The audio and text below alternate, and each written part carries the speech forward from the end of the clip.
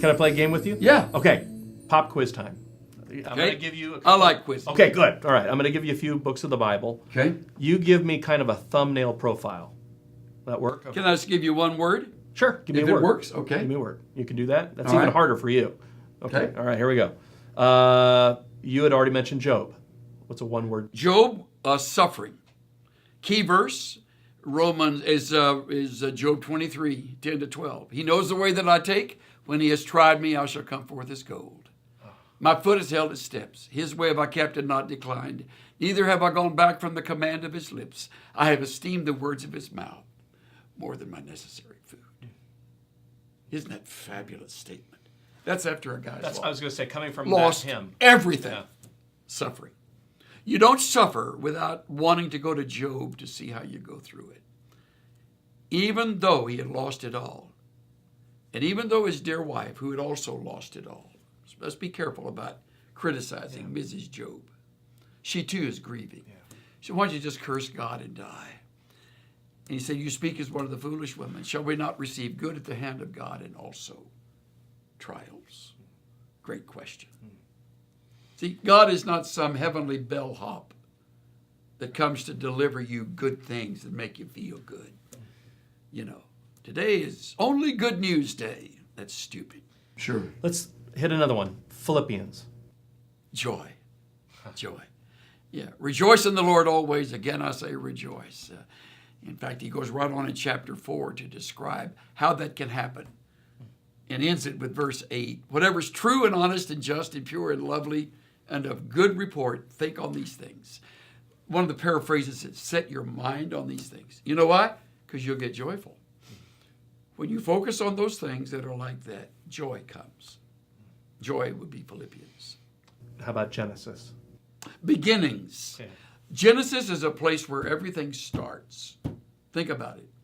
The start of the earth, the start of life, the startup of humanity, the start of marriage, the beginning of civilization, the beginning of sin, the beginning of family. All the way through Genesis is the start. That's what Genesis means, the beginning. I enjoy singing in the choir, and we often will sing psalms, hymns, and spiritual songs. There you go. Let me ask you about psalms. How would you summarize in one word? Oh, that's great. Let me give you Psalms and Proverbs. Okay. Psalms tells us how to get along with God. Proverbs tells us how to get along with one another. Psalms is vertical. Proverbs is horizontal. Psalms is devotional that warms my heart toward my Lord. Proverbs is practical. It'll take me to the woodshed sometime. It'll reprove me. It'll also give me just enough truth to encourage me. When a man's ways please the Lord, he makes even his enemies to be at peace with him. Isn't that a great verse? Yeah. If my ways truly please the Lord, God will use that to make one who was against me somehow in some way move toward me. And I'll have a chance to build a relationship. But you got to be sure your ways please the Lord. That's a proverb. Proverbs is just filled with those kind of truths. So learning how to live with others, and then Psalms, learning how to deal with God. And then the great Proverbs has 31 chapters. You can read a chapter a day. Right. Won't keep the devil away. But a chapter a day will help you know how to relate every day in a better way with those closest to you and with others around you. Okay, I think we have time for one more. All right. How about Romans? Justification by faith. Justification is a great word. Doesn't mean just as if I'd never sinned. I hear people say that. Like justified, just as if I'd never sinned. Nope. It's the sovereign act of God whereby he declares righteous the believing sinner while we're still in a sinning state. God doesn't make us righteous. He declares us righteous.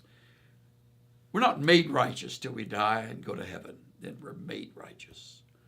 But while still in a sinning state, he in grace declares me to be as righteous as his son. That's Romans. Isn't that great?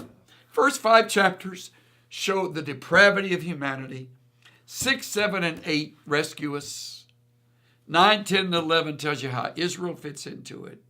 And then 12 through 16 tells you how you live with it as a Christian. But it all revolves around the justification of God by faith.